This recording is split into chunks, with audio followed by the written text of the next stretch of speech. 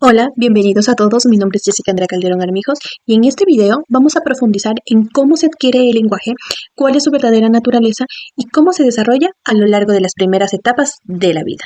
Acompáñenme a comprender cómo este proceso convierte la comunicación en una capacidad esencialmente humana. El lenguaje es una capacidad exclusivamente humana que nos permite crear y compartir significados. Según Hutchinson 2003, el lenguaje es un sistema de señales sonoras genéticamente programadas en nosotros. Esto significa que no solo hablamos, sino que estamos biológicamente preparados para hacerlo. Silva y Cisneros nos recuerdan que el lenguaje es clave para comprender el mundo y relacionarnos con los demás. ¿Podemos estudiar el lenguaje desde muchas disciplinas? Pues sí, desde la lingüística se analiza sus sonidos, estructuras y significados. Los autores explican que la lingüística moderna también estudia cómo funciona la lengua en la mente y en la sociedad. Desde la psicología del desarrollo se analizan los procesos de adquisición, cómo los niños entienden, memorizan y producen el lenguaje desde las etapas tempranas. Desde la neurociencia encontramos preguntas como ¿qué área del cerebro procesa el lenguaje o cómo se almacenan las palabras?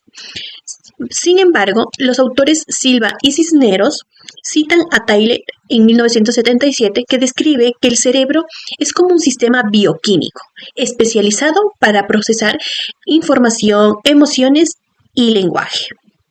El lenguaje tiene una naturaleza biológica, cognitiva y social. Para comenzar, la primera dimensión es la naturaleza biológica del lenguaje.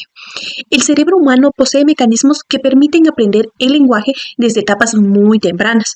De hecho, la neurociencia ha demostrado que incluso los fetos pueden percibir sonidos, voces y ritmos, como lo señala Reich en 1986 y Philip Ward en 1955. Bueno, hay varios procesos biológicos fundamentales. Entre ellos tenemos a la actividad neuronal, la memoria, la plasticidad cerebral y las bases auditivas perceptivas. Todos estos elementos demuestran que el lenguaje se apoya en raíces neurológicas, es decir, en estructuras del cerebro especialmente preparadas para procesar y producir comunicación.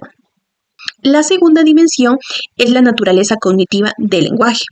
Para que el lenguaje pueda desarrollarse, el niño necesita habilidades mentales como la atención, la memoria, la categorización, la simbolización.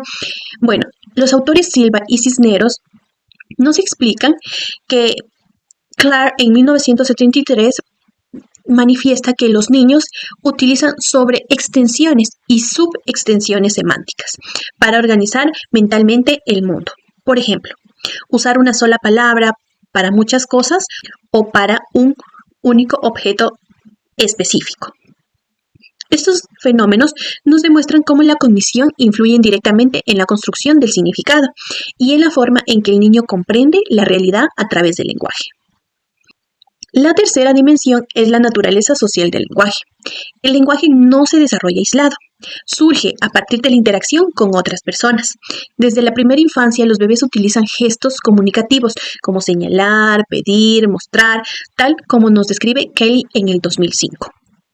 Estos gestos expresan intención comunicativa, incluso antes de que aparezcan las palabras. Además, los actos del habla temprana reflejan las rutinas conversacionales dentro del entorno del niño, tal como lo explica Schäferlin 1984. Esto nos confirma que el niño aprende a hablar formando parte de una comunidad lingüística activa, observando, escuchando y participando en la interacción social. ¿Cómo se adquiere el lenguaje? Varias teorías tratan de explicar cómo aprendemos a hablar. La conductista, que lo tenemos a Skinner, que nos menciona que el lenguaje se aprende por imitación y refuerzo. Tenemos la nativista de Chomsky. Bueno, él propone una facultad lingüística innata. También tenemos la cognitiva de Jean Piaget. Bueno, aquí el lenguaje depende del desarrollo mental.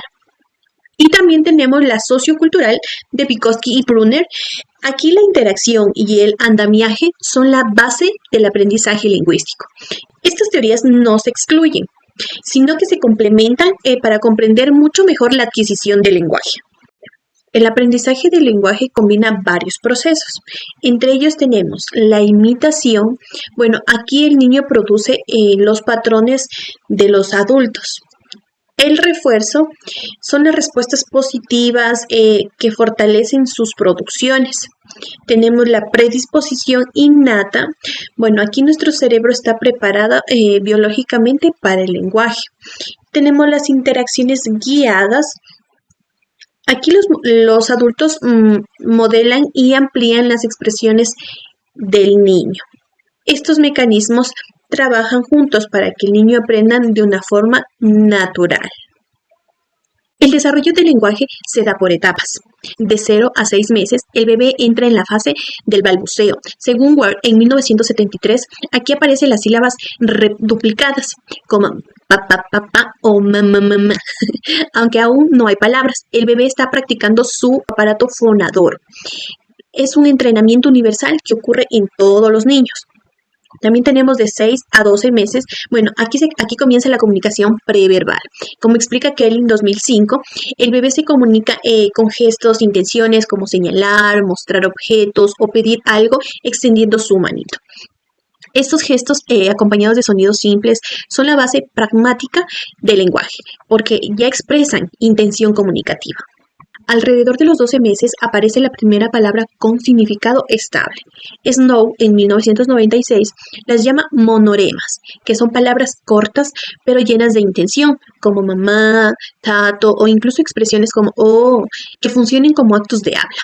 Entre los 18 y 24 meses, el niño empieza a crear sus primeras categorías de significado, aunque Clark en 1973 explican fenómenos naturales como las sobreextensiones, por ejemplo decir wow para cualquier animal, y las subextensiones como usar abón solo para su, digamos, su juguete de avión. Cabe recalcar que en esta etapa el vocabulario crece rápidamente. Entre los 2 y 3 años llega la explosión del vocabulario. Aquí el niño aprende palabras nuevas, casi todos los días. Empieza a combinar 2 o más palabras como más agua o mamá ven y entender órdenes simples. Aquí la interacción del adulto es clave para ampliar el lenguaje. De 3 a 5 años, el lenguaje se vuelve más complejo y creativo. Ware en 1973 y Clancy en el 2013 nos muestra que en esta etapa aparecen errores fonológicos naturales. Inclusive, me acuerdo que mi niño, más o menos como a los 3 o 4 años, él no podía decir estómago, sino decía estógamo. Más o menos es así. Estos errores forman parte del proceso de maduración. También se desarrolla la sintaxis. Es donde se usan frases más largas, preguntas, conectores y narraciones simples. A partir de los 6 años, el lenguaje entra en una fase de consolidación. Aquí los niños dominan mejor su gramática, amplían su vocabulario con la lectura y usan el lenguaje para explicar, argumentar y narrar. Además, aquí también en esta etapa se comienza a comprender formas más abstractas como chistes, metáforas y cosas con un doble sentido. Bueno, estas etapas nos muestran que el lenguaje no surge de un día para otro, sino que es un proceso gradual que combina la maduración biológica, cognición e interacción social. El lenguaje no se desarrolla igual en todos los niños, depende de factores como la estimulación del entorno, que son experiencias ricas, cantos y conversaciones donde se fortalezca en el desarrollo. Tenemos también el vínculo afectivo, que son las emociones de la madre que influyen desde la etapa prenatal. Tenemos también la lectura compartida y rutinas de comunicación, que son los actos del habla que refleja el mundo social del niño. También tenemos ambientes sonoros, como sonidos agradables que estimulan o los ruidos fuertes que pueden en realidad afectar también. Tenemos los factores biológicos y trastornos del lenguaje que afectan directa o indirectamente al desarrollo del lenguaje, especialmente en la infancia. Allí se analizan 4 grandes grupos. Tenemos los trastornos específicos del lenguaje, tenemos el autismo, también tenemos los problemas de audición y el daño neurológico. El lenguaje es esencial porque permite pensar, aprender, expresarnos y conectarnos con los demás. Como lo afirma Ortiz 2014, comunicar es un acto altruista. que nos permite ser en comunidad. Para Silva y Cisneros nos explican que el lenguaje une la mente, el mundo y las emociones. Hemos llegado a nuestra parte final y les doy las gracias por acompañarme en este recorrido por la naturaleza, adquisición y desarrollo del lenguaje. Espero que esta información les ayude a comprender la importancia del lenguaje en nuestro desarrollo humano. Gracias y nos vemos pronto.